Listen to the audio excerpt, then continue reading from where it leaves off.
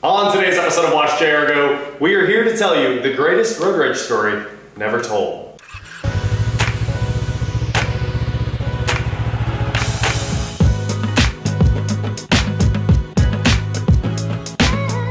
What is going on, guys? I'm Watch Go, and just the other day there was a thread on Twitter, and it was question of the day: what is the greatest road rage story or greatest road rage event that has ever happened to you?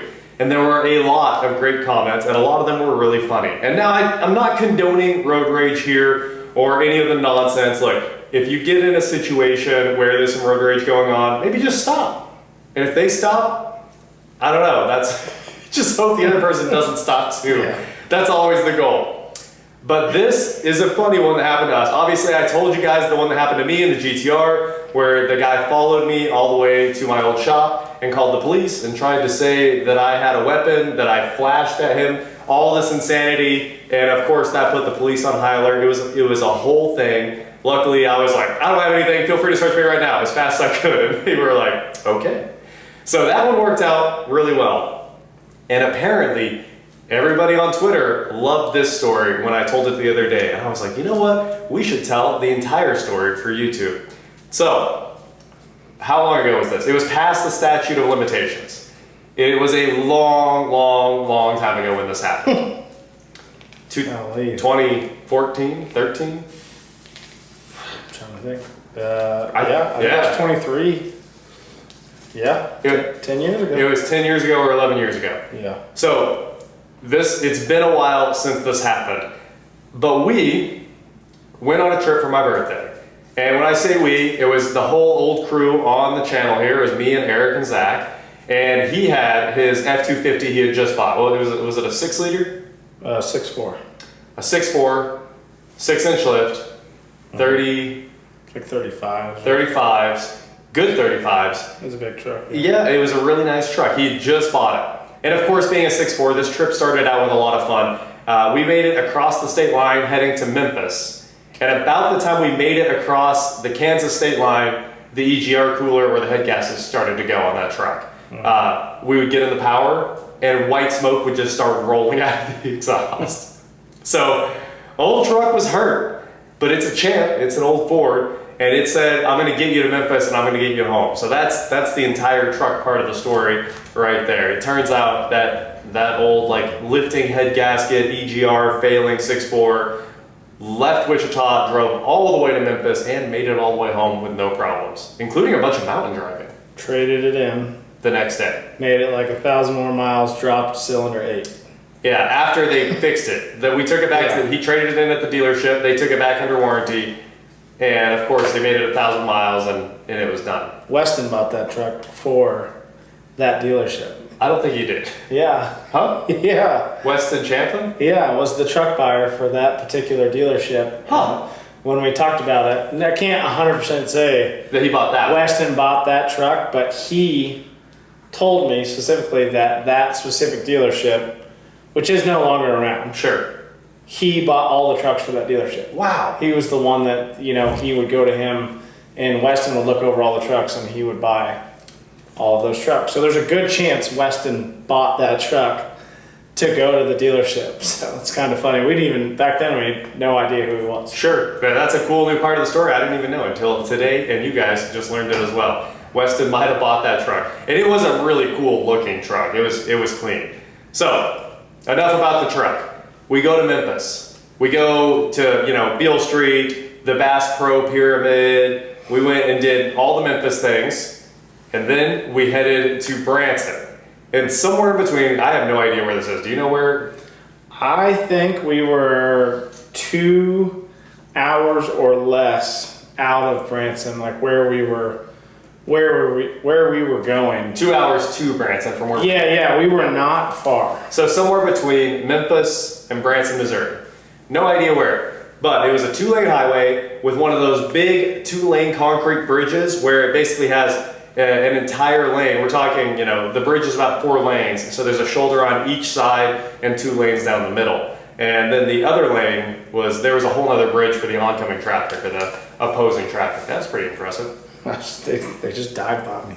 We'll get back to the greatest road rage story ever told in just a moment, but first I need to take a second to tell you about the sponsor of today's video, Raid Shadow Legends. Let's do a little word association. When I say mobile, what do you think of? Interesting. If you said RPG, probably not what I would have said, but that is what we are here to talk about, Raid Shadow Legends. I'm talking hundreds of champions to collect, a super in-depth RPG battle system, amazing graphics, intense PvE boss fights. Sounds pretty good, right? Well, let me tell you a little bit more. Every great game has some serious challenges. Well, in Raid Shadow Legends, that is the Doom Tower. This huge tower is basically a giant prison. The regular Doom Tower floors tend to be pretty easy to deal with if you've got a strong team, but the bosses are really tough, and you'll need some serious champions to beat them all. The first episode of Raid, Call of the Arbiter, is out now. To celebrate this awesome new limited series, Raid is going to be adding some new characters that you can see in the series as champions in-game. One of them, the fearsome Orc Warlord Artak, will be available to everyone just by logging into Raid for 7 days between now and July 24th. If you've seen episode 1, you know exactly who Artak is, but I don't want to spoil the surprise here. Trust me, just go watch episode 1, all will be revealed. With all of this exciting stuff and more coming to Raid, if you haven't started playing yet, then what are you waiting for?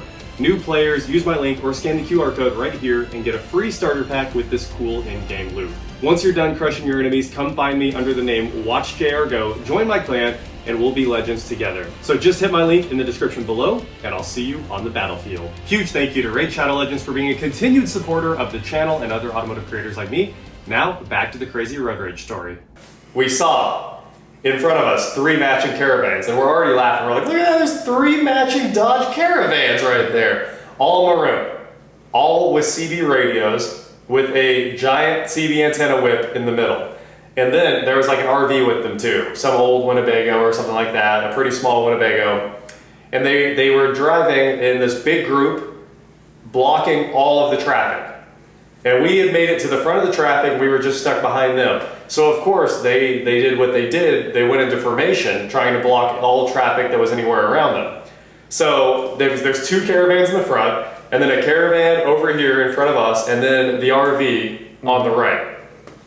So Eric makes it past the RV, he's driving the old 6.4, and they're trying to block the bridge. So they're like swerving back and forth, and this is 100% unprovoked at that point. They just didn't want anyone in the entire they were state going like 15 under the speed limit. They were going way slow. So there were semis before we even got to them. Yep. And then we all got past the semis, and then they slowed down to like, say the highway was 65, we were doing 50. And I think their whole goal was to stop the semis and everyone else from passing. Yeah, I think they were like going after the semis, and then, like honestly, from what I remember, I think they were trying to do something to the semis, and then we just got caught in like the crosshairs basically, like you said, and it just, So Eric takes the bonus lane. Fast enough because it was a built-tuned 6.4. The truck was fast. It had no problem taking that bonus lane off to the side of the bridge there. So they're like driving crazy, trying to block people, and the truck just comes up on the power and shoots right past the side of them, and we're out in front of them.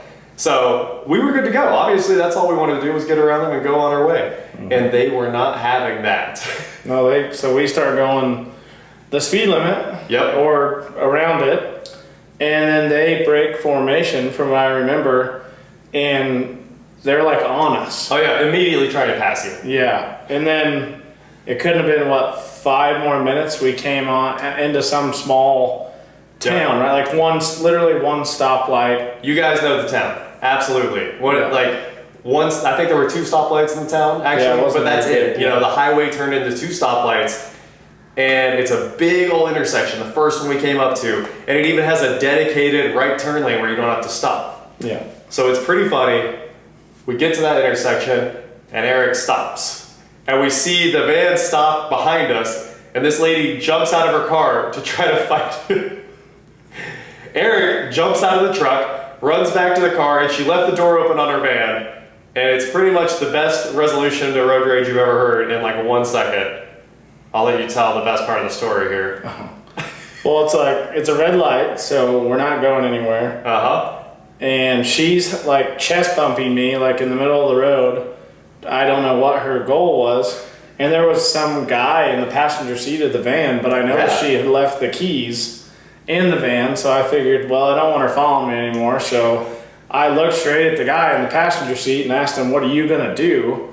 and he like kind of did this, and I grabbed the keys and just chucked him. It was so good. As soon as he got out of his truck, first there were the 3 vans, right? And they were in formation.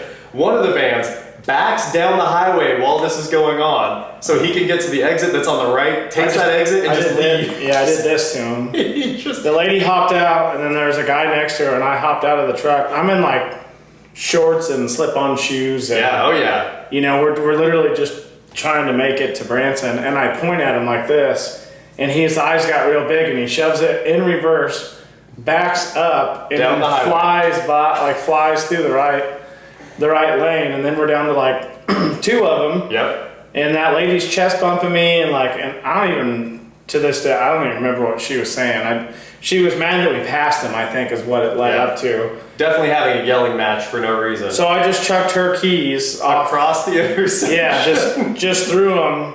So she couldn't follow us, and then there was only 1 van left, and he followed us. Oh, did he? He followed us till he followed us through the 2 lights and down that highway a little bit before he backed off. And when I said he followed us, like he was on our bumper. I just remember everyone being gone right after that. But I guess that guy probably did follow us. He followed us because he was calling the cops, and we knew he was calling the cops for sure. Yeah, he was so close to us that like I could barely see him because the truck was lifted. Yeah. Right, and we knew that he was definitely just writing down the tag number and calling the cops, and that's for sure what happened. And then he dips off. He disappeared right at maybe 1 mile later or something. Yeah, like he didn't even make it, I don't think, very much outside that town. He like just flew up on us like as soon as, basically when I tossed the keys, I didn't even look at anybody. I just went straight back to the truck. Got back in the truck, the light turned green. The light turned green and we just took off. We were all just in there crying, laughing at this point. Like, did you just throw our keys? And then that last van is just on us. And we can see him, he's on a CB radio. He's got his cell phone up, so we know he's calling the cops, and I'm sitting there like, great. Like, now we gotta talk to them. Yeah, and it wasn't less than 3 minutes later, and there's a state trooper. Absolutely. This state trooper shows up right behind the truck, pulls up right to our bumper, and then stays there. We're like, oh man, he's running our tag. Now we're gonna have to hear about it. And he sat there, and I'm like watching. I'm like, man, is he ever gonna come talk to us? Yeah. And then all of a sudden he drives up to the driver's side window, nods at Eric, and takes the next left right off the highway. He really did. We were in the fast lane for a while, and we saw him, and John was like, just move back in the right side. That's just so you know if he's looking, we had a feeling he was looking for us, but we moved into the right lane, and as soon as we did, he moved behind us. He followed us for probably a mile or 2, getting all the info off the tag. Yep. And literally got back out to the left, pulled up, and literally just like gave us the nod, brakes, hits the thing, and goes back the other direction. So if you ever need to solve a road rage problem, all you have to do is shut their car off and throw their keys. Who's gonna find you after that? They gotta go get their car keys. Yeah, that lady was like, Chet, she was probably twice my size, literally. Oh, I think so. And she was like sumoing me out of the way, like trying to make sure I didn't go anywhere. But yeah, that was, I don't think I've ever seen like anything like that again. Oh no, nothing like that ever. And I thought you guys would want to hear the greatest road rage story never told before, other than on Twitter the other day. And everybody seemed to like it there. Obviously, again, not condoning this. You want to stay out of these situations, try not to do, if somebody's acting crazy, do whatever you can to get away from it. But we were stuck in front of them at a stoplight. What are we gonna do? So, you solve the problem. I want to hear your greatest road rage stories. So, I don't know, make a YouTube short or comment it below. Let us know what happened to you, how you got out of it, and hopefully nothing bad actually happened. It shouldn't ever escalate to anything bad other than, stop doing what you're doing. Okay, stop doing what you're doing. That's what it usually is. Just a bunch of yelling. But anyway, that's our story for today. VinWiki Road Rage version 1. I don't know if we have a version 2. Well, GTR one. That one might have been version 1. But the GTR one was pretty crazy too, and luckily nothing bad came of that. I heard more about the guy who did it to me from some other people that knew who he was based on the truck description, and they were like, that is a bad dude. He has a crazy record. So it could have gone a lot worse, obviously. Things these days are definitely like more high risk than they Way were more high risk. 10 years ago. Oh yeah, 10 years ago it was just like, you stop it. No, you stop It it. seems dumb to say, but I mean, really, 10 years is a. Yeah, but yeah, in the year of our Lord 2023, you probably definitely don't want to be in these situations. It only gets worse every year. So. Oh yeah, you can't get out of your car or do anything. You just never know.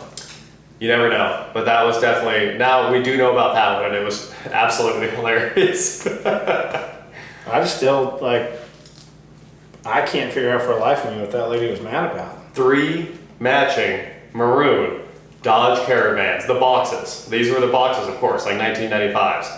Crazy. I still think they were trying to do something to the semis. Yeah. We were pretty far back, and we were watching them battle the semis, and we couldn't figure out, what were the semis too wide and they couldn't pass the semis, and then they did the same thing to the semis. Maybe that was it, and then they just saw a big lifted truck come up and just decided, I'm gonna mess with this guy too. And I mean, for as broken as that truck was at the time, at least it still made it. If there's one thing we know, even a broken 6.4 has the double to triple the power that a Dodge Grand Caravan or Dodge Caravan makes. It is way faster.